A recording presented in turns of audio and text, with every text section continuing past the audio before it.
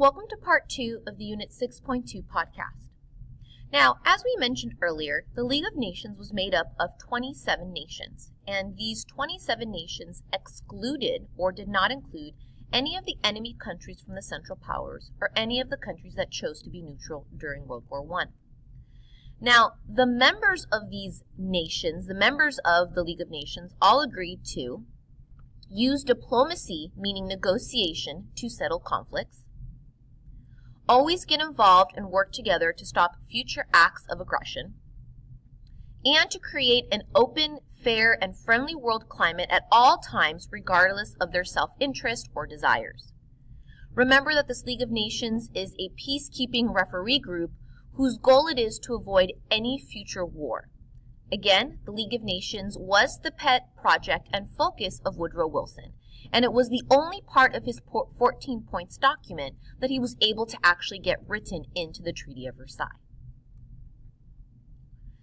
The second section of the Treaty of Versailles covered territorial losses.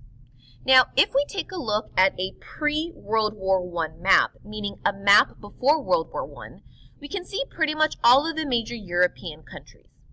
We can see the countries in green are the countries on the Allied Powered Alliance protecting Serbia, and the countries in orange are the Central Power countries protecting Austria-Hungary. Countries in purple were countries that chose to stay neutral. Now, the TOV is going to drastically change what Europe and the Middle East looked like after World War I. One of the first big territorial changes was the Austrian-Hungarian Empire.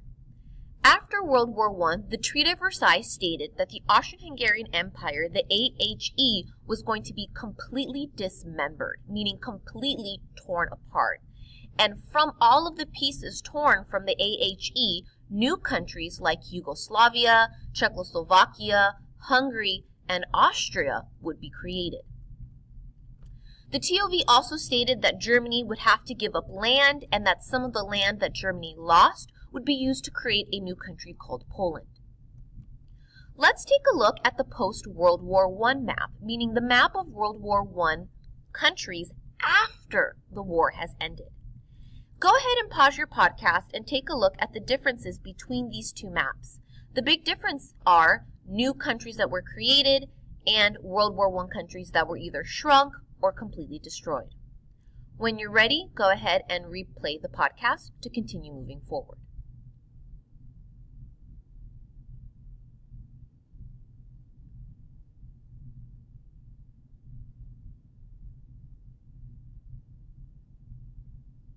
Alright, now that we've compared the pre- and post-World War I map, we've been able to see the territorial changes that took place in Europe and also some of the territorial changes that took place here in the Middle East. Now, for the Middle East, we can see that the OE, the Ottoman Empire, was reduced to just modern-day Turkey. And we can see that out of a ton of the territory that the Ottoman Empire lost, new countries such as Syria, Lebanon, Palestine, Iraq, and Jordan were created. And we can see those changes down here. Now, even though these new countries were created, Syria, Lebanon, Palestine, Iraq, and Jordan, they were not necessarily given their freedom. A lot of these newly created Middle Eastern countries were placed under the protection of Britain and France. Now, the Treaty of Versailles is going to say protection to make it sound like imperialism is not taking place. But in reality, if we review the history of these newly created countries after World War I, you really start to see that Britain and France were really just continuing imperialism on newly created countries. Now, we know that these territorial losses and the continued use of imperialism is something that Woodrow Wilson did not want. And so we know that Woodrow Wilson is not happy to see the Treaty of Versailles say that new Middle Eastern countries are going to be placed under, quote, the protection, unquote, of Great Britain and France. But Woodrow Wilson knew he had to compromise. Wilson compromised on the issue of ending imperialism in order to make Great Britain and France happy.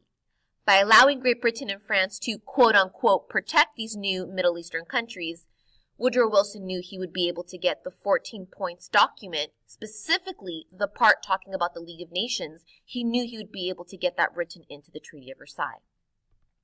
Now, another big change you probably noticed from this map were that many new nations were created out of territory taken from the USSR. If you don't remember, the USSR is the new name given to Russia. Remember that during World War I, Russia experienced a revolution, and one of the big changes after the revolution was that the Russian leader, Vladimir Lenin, changed Russia into a communist country and therefore changed the country's name to USSR. If we take a look at the pre versus the post-World War I USSR map, we can see all of the new territories that have been created out of this old USSR territory. The third section of the Treaty of Versailles talked about the guilt clause, meaning the guilt section. Clause is a word for section. The TOV contained a section titled the War Guilt Clause, also known as Article 231 of the TOV. This section stated that Germany was solely, meaning all by itself, responsible for World War I. As a result of being fully and solely responsible for World War I, the TOV stated that Germany would have to pay the Allied powers, the winning countries of World War I, $33 billion worth of reparations, meaning payback money, over the next 30 years. It also said that Germany would have to give up all of its colonial possessions in Africa and Asia. So any of the victim countries that Germany was currently controlling, Germany would have to give up. Now, this portion of the Treaty of Versailles is also where Woodrow Wilson had to compromise. Remember that Woodrow Wilson did not want Germany blamed for World War I. Remember that Woodrow Wilson does not want to see Germany put in a position where it's going to be angry and hurt, something that definitely having to pay $33 billion worth of reparations would definitely make a country feel angry and hurt. And so what happens here is Woodrow Wilson compromises and allows for Great Britain and France to put the blame on Germany and to force Germany to pay reparations and to take Germany's colonies away. He compromises to that because he really wants the League of Nations put into the treaty. And that's the deal he makes with Great Britain and France. I will let you write the Treaty of Versailles to blame Germany, even though I, Woodrow Wilson, am against that. I will allow you to do that, but you have to promise me you're going to take the League of Nations, that one bullet point from the 14 points, and you're going to write that into the treaty. Now, specifically, this section of the Treaty of Versailles, the Guilt Clause, Article 231, is specifically the part of the treaty that really made Germany feel betrayed. And they specifically felt betrayed by Woodrow Wilson. Because at the Paris Peace Conference, when this conference has first started, Woodrow Wilson had talked about the 14 points document, and he wasn't going to allow Germany to be punished, and he wasn't going to allow for imperialism, and he was going to make sure that the Paris Peace Conference was fair and that the treaties were fair. And so the Germans had believed him and had really put their trust in him to do these things he said.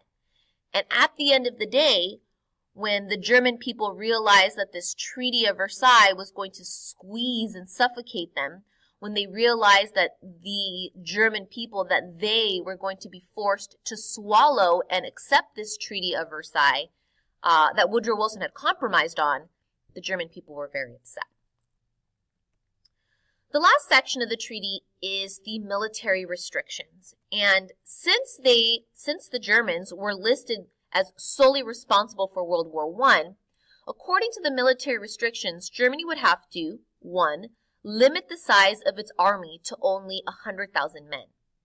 Now, 100,000 men probably sounds like a lot, but when it comes to having an army that is supposed to protect your nation every single day of every single minute of every single year, 100,000 men is not a lot. And so asking Germany to shrink its army to 100,000 men was a really big blow.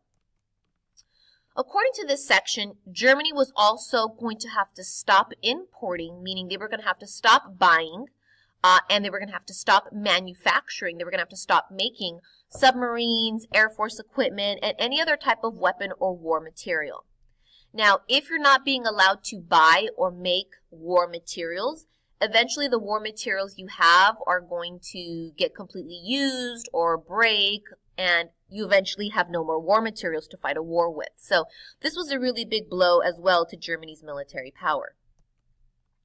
The third thing was that Germany was going to have to allow for France to kind of keep like babysitting soldiers on what's called the Rhineland. So if we take a look here at this map, we can see here is France and here is Germany. And these red outlined sections are basically territory that Germany lost. Now we know from the previous slide that this territory was taken away to create Poland. This piece of Germany was taken away to create Denmark.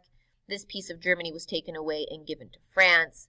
This gray section of Germany right here with these yellow lines, this is German territory called the Rhineland.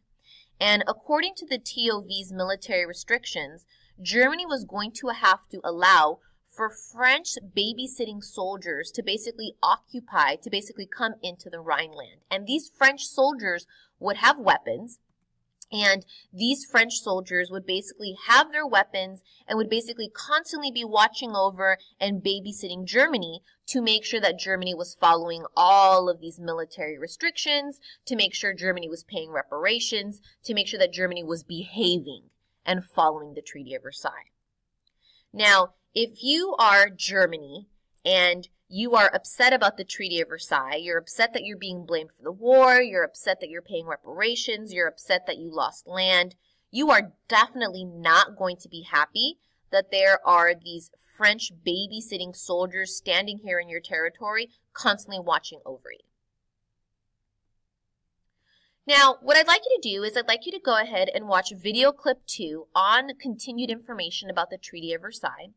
And using the video clip, jot down 3 new facts that you learned about the TOV or facts that you learned about the effects that the TOV had.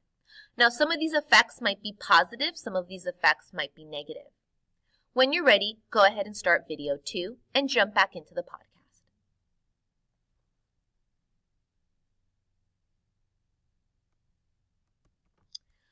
Now that you've gone ahead and gotten some additional information on the TOV, you're going to watch your last video clip, video 3. And this video deals with specifically the United States President Woodrow Wilson, but also the United States legislative branch, which is the branch of the United States government that writes the laws. Using your knowledge from the 14 points document, the information provided in this video as well, you're going to jot down at least 5 ideas or facts that you learned about America's involvement with the Treaty of Versailles and America's involvement with the League of Nations. Now, something you're going to notice while you watch this video is that even though President Woodrow Wilson really wanted the League of Nations created, the American government branch, the legislative branch that writes the laws, did not want this League of Nations created. And the American people did not want to be involved in this League of Nations. And even though the Treaty of Versailles was supposed to be signed by all of the countries at the PPC, we're going to learn that the legislative branch, again, the group of American government citizens that make the laws, and the American citizens themselves also did not want the United States signing this TOV. When you're ready, go ahead and jump into the video and jot down your facts.